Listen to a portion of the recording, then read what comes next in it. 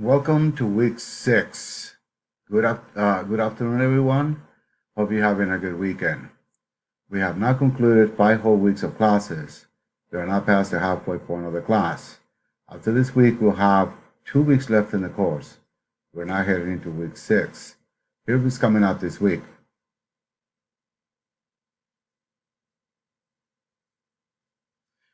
Please look at the calendar found at the end of the syllabus and as presented above. Here's where you'll see the topics being covered this week. One new chapter or the equivalent of 2 more weeks of work. Please pay particular attention to the dates for the various activities and assignments or exams. You can also find reminders for when assignments are due on the calendar of Canvas. Here's the summary of what's coming due this week. Reflection questions number 3, due on Canvas, Saturday, July 27th by 11:59 p.m.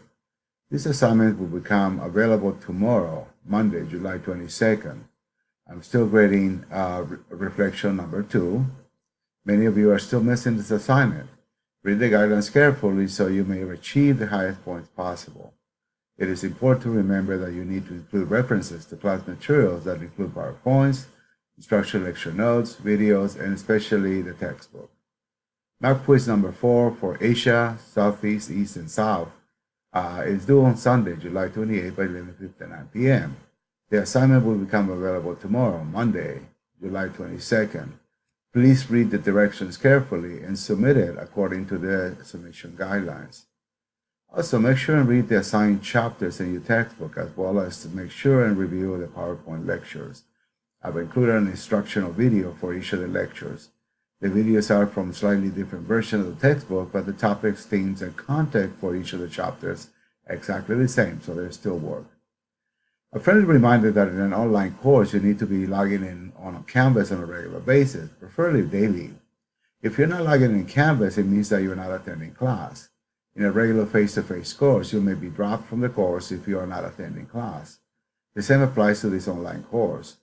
Most students may be dropped if they continue to stay inactive in the course, or worse, you may end up with a grade that includes all of the missing assignments.